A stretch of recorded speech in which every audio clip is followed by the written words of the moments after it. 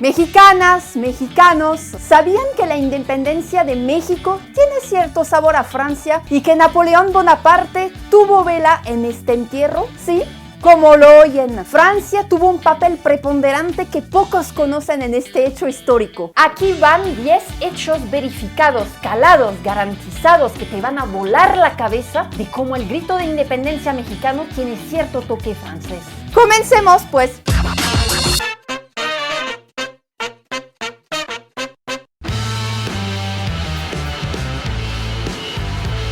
Pongamos contexto. Primero, las ideas se contagian. Y estas ideas llegaron a inicios del siglo XIX de Europa a México, entonces llamado Nueva España, colonia del Reino de España, vía libros que venían cargaditos de ideas peligrosas. ¿Qué tipo de ideas y de libros? De la ilustración y del enciclopedismo, por ejemplo. ¿Cómo qué títulos y autores llegaron, se preguntarán? Llegaron las ideas de Charles-Louis de II a Montesquieu, con su idea de la separación de poderes, Jean-Jacques Rousseau, con su contrato social, François-Marie Arouet, Voltaire, con su crítica a la intolerancia religiosa y al absolutismo, entre otros más. Esas eran las ideas nocivas que llegaban de agentes extranjeros para romper la paz de la colonia. Y si estas ideas habían ayudado a prender la revolución en Francia, ¿cómo no lo iban a hacer con la independencia de otros países? Ahora sí, tras el contexto, viene la intriga. En reuniones secretas, mexicanas y mexicanos susurraban sobre libertad y revolución. Hablaban evidentemente de la realidad de la Nueva España, pero traían a colación los hechos de Francia, ya sea por las ideas citadas en el anterior punto, por la reciente Revolución Francesa y hasta por la figura de Napoleón Bonaparte. Ya verán por qué más adelante. En estas tertulias clandestinas como las que organizaba la corregidora Josefa Ortiz en la ciudad de Querétaro, se discutían ideas agitadoras, rebeldes. Se sabe, por ejemplo, que Miguel Hidalgo y Costilla, el cura insurgente que fue de los primeros personajes en comenzar la lucha de independencia y quien participó en variadas reuniones de este tipo, aparte del español, tenía conocimiento de latín, náhuatl, otomí, italiano y francés. Imagina a Hidalgo en su parroquia en Dolores, Guanajuato, leyendo textos prohibidos a la luz de la vela. Y seguramente leyó mucho de lo prohibido en francés, pues dado que era prohibido no tenía traducción. Hidalgo no fue un revolucionario radical al estilo jacobino francés, pero vaya que sí se empapó mucho de los principios que circulaban en la Francia postrevolucionaria. Pero ¿por qué tanto secretismo y bajo perfil en estas reuniones? Porque aquí entra el conflicto. En la Nueva España estaba prohibido leer a Voltaire, Diderot, Montesquieu, Rousseau, o también estaba prohibida la llegada de periódicos y panfletos que llegaran de Francia. La Inquisición española vigilaba puertos, aduanas, librerías, bodegas y hasta bibliotecas de casas particulares. Reales cédulas, reales órdenes y reales resoluciones fueron emitidas en el Reino de España para intensificar los controles sobre los libros franceses o en francés, poniendo énfasis en aquellos emitidos en las últimas décadas del antiguo régimen, pero sobre todo en los más peligrosos, aquellos editados por la propia Revolución Francesa. Se les acusaba de faltas a la moral, herejes, amenazantes de la autoridad monárquicos, obscenos, satíricos. En fin, los pretextos no faltaron. Existió una lista de publicaciones que el Reino de España catalogó como heréticas, inmorales o perniciosas para la fe, y que los súbditos no estaban autorizados a leer. Se llamó en latín Index Librorum Prohibitorum. Esta lista fue promulgada en 1564 y miren nomás, duró hasta el año 1966, cuando fue suprimida. Es decir, duró casi 4 siglos y fue abolida hace 59 años apenas. Obviamente a esta lista se le anexaban libros por temporada y en tiempos de la Revolución Francesa toda esta literatura fue perseguida. Y no solo eran libros que hablaran de política o sociedad, también estaban prohibidos los libros, por ejemplo, de Donatien Alphonse François de Sade, mejor conocido como el Marqués de Sade, y no solo por lo más obvio, que era su contenido explícitamente sexoso, sino porque también mostraban la doble moral de la muy corrupta aristocracia francesa, que como dicen por ahí, de día eran unos comesantos, pero de noche unos cagadiablos. Y si así estaba la cosa en la Nueva España, en el Reino de España la cosa estaba aún más candente. Cuando en Francia se condenó al rey Borbón Luis XVI en 1793, la monarquía española entró en auténtico pánico. ¿Qué pasa pues si esas ideas llegan a España? ¿Qué sería del reino? ¿Qué sería de las colonias de América? Obviamente este tipo de preguntas se hicieron. A esta reacción se le llamó así, el pánico de Florida Blanca. Ante los hechos que acontecían en el país vecino, José Moñino, conde de Florida Blanca y primer ministro del rey Carlos IV, adoptó una política de alerta máxima. Cerró las Cortes de Madrid, apretó aún más la censura existente e impulsó un control ideológico con ayuda de la Inquisición. Sin embargo, el miedo español generó una grieta en el sistema colonial, porque España, temerosa, movida por justo el miedo de perder el control en las colonias, endureció aún más el control que ya tenía en ellas. Y entonces en esas colonias pues creció el descontento y avivó aún más los deseos de independencia.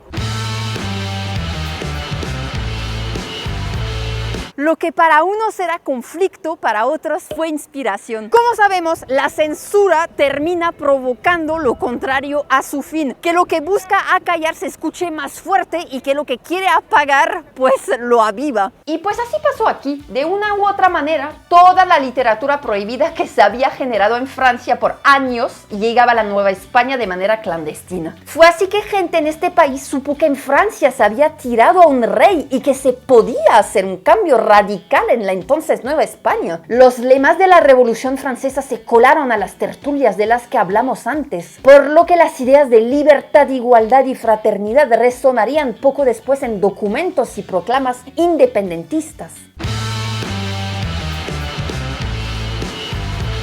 José María Morelos y Pavón, otra figura importantísima en los primeros años de la lucha independentista de México, abogó en su proclama política Sentimientos de la Nación, por un gobierno soberano y por la igualdad de todos los ciudadanos sin distinción de clase o etnias. Este texto trae sin duda influencia de la Declaración de los Derechos del Hombre y del Ciudadano, texto fundamental de la Revolución Francesa publicado años antes. Evidentemente, la Declaración Francesa llegó a México burlando los controles que había impuesto el virreinato. Este texto también fue clave para la elaboración de la primera Carta Magna de México, la Constitución de Apatzingán de 1814, que se basa mucho en los sentimientos de la nación de Morelos. En política todo influye, incluso lo que pasa a kilómetros de distancia. A todo eso que ya hemos mencionado se suma un hecho que significa una oportunidad y un golpe de suerte a los deseos insurgentes de México. Napoleón Bonaparte ocupó España en 1808 tras dos sucesivas renuncias al trono. Primero por parte del entonces rey de España, Fernando VII, quien llevaba escasos días en el cargo, quien devolvió a su padre Carlos IV la corona, y este a su vez cedió los derechos al emperador francés Napoleón, quien hace lo mismo con su hermano José Bonaparte, quien finalmente queda como rey de España. 4 reyes en cosa de semanas.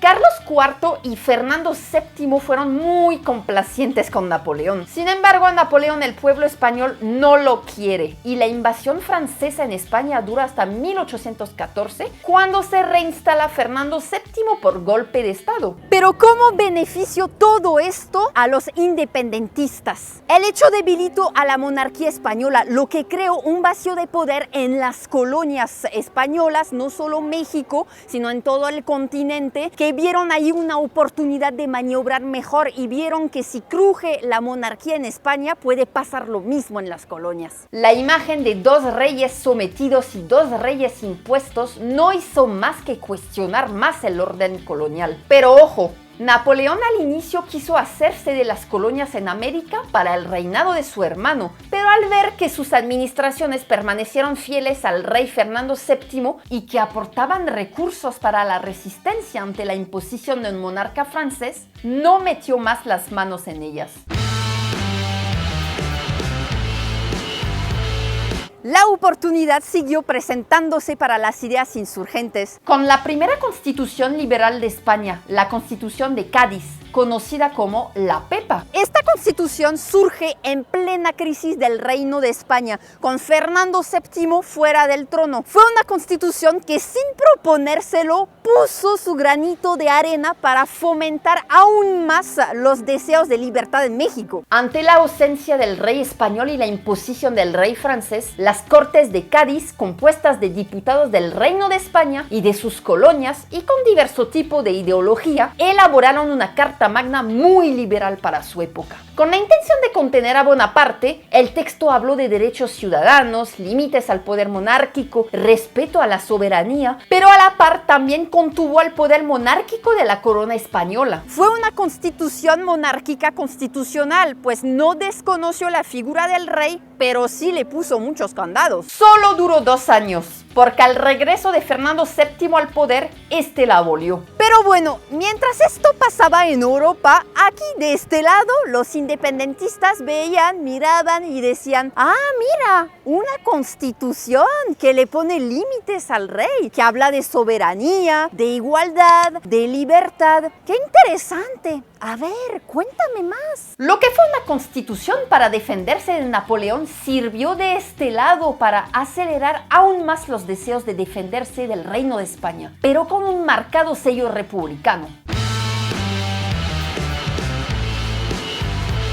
Aprovecho para decir una obviedad que todos ustedes saben. México no fue el único país que buscaba independizarse. Había en todo el continente americano un hervidero de luchas de independencia. Todos los anteriores puntos, a su manera y en sus contextos, se repitieron en la mayoría de las independencias del continente. En Venezuela, Argentina, Chile, Colombia, Perú, Paraguay, etc. México tuvo como ejemplo 2 independencias exitosas previas. La de 1776 de Estados Unidos ante el Reino Británico y la de Haití ante Francia. Oficializada en 1804, Haití la inspiró Francia para liberarse de Francia. Y digo liberarse entre comillas porque, como saben, Francia le impuso una deuda millonaria a Haití como pago para ya no ocupar el país. Evidentemente, la influencia mutua en todo el vecindario, con todo lo que hemos agregado anteriormente, reforzó aún más la lucha continental. Había casos en que se echaban la mano, por así decirlo. El caso más notorio, el de Simón Bolívar, venezolano a quien se le apoda precisamente el Libertador. Participó en la lucha de independencia de su país natal, pero también en la de Colombia, Ecuador, Perú y Bolivia, país que lleva este nombre en homenaje a él. También está José de San Martín, argentino que participó en las luchas de Argentina, Chile y Perú, o Bernardo O'Higgins, chileno que luchó en Chile y en Perú. Otro personaje importante de la lucha venezolana fue Francisco de Miranda, quien también luchó en la independencia de Estados Unidos y estuvo en la primera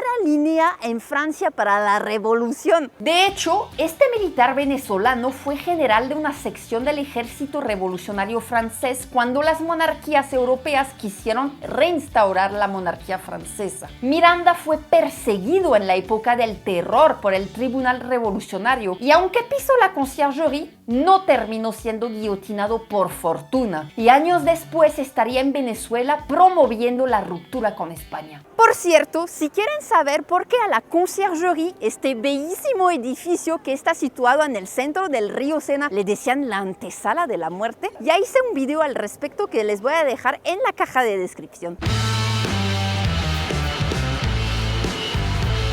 Y llegamos al último punto. La influencia francesa en la independencia mexicana no se dio solamente por el lado de los ideales revolucionarios, sino también por el lado de las pretensiones imperiales. La independencia de México se sella con un imperio, el primer imperio mexicano, donde Agustín de Iturbide es proclamado emperador, Agustín I. Iturbide se inspiró en el modelo de Napoleón Bonaparte. Tras una revolución, llega alguien que dice representarla bajo la figura de un emperador que regirá un imperio centralizado y de monarquía constitucional. Sin embargo, este imperio mexicano fue efímero, duró solo 9 meses. Por cierto, la frase de Napoleón Bonaparte que dicen que dijo sobre José María Morelos, aquella de denme 2 o 3 o 5 Morelos y conquistaré el mundo, es un invento. Jamás la dijo. Y cierro con otra obviedad que no está por demás recordar. La influencia de Francia fue en verdad colateral. La principal causa de independencia en México y el resto de los países fue que la olla express había llegado a su límite. Tantas injusticias y revueltas a lo largo de 3 siglos finalmente estallaban, coincidiendo con factores externos que también les funcionaron. Bueno, Francia no envió ejércitos ni apoyos materiales a los insurgentes de México, ni a ninguno del continente americano, de hecho, pero podemos decir que sí apoyó de manera indirecta e inmaterial con cosas peligrosas, como las ideas, los libros, la experiencia previa, pues todo esto influyó en la revolución de las conciencias de este lado del charco. Hechos locales con la invasión napoleónica a España o la propia Constitución de Cádiz tuvieron un efecto dominó por estos lares. Y bueno, déjenme sus opiniones, puntualizaciones, críticas sobre los 10 puntos que mencioné más el pilón aquí abajo en los comentarios. Aquí no se cancela a nadie, no más que lo que se dice tiene que venir sustentado, con fuentes pues. No olvides suscribirte y activar la campanita para que el famoso algoritmo te avise cuando subo contenido, porque luego se duerme y no avisa nada pues. Muchas gracias por ver este video hasta aquí, también por sus variados apoyos y nos vamos a ver muy pronto para un nuevo video.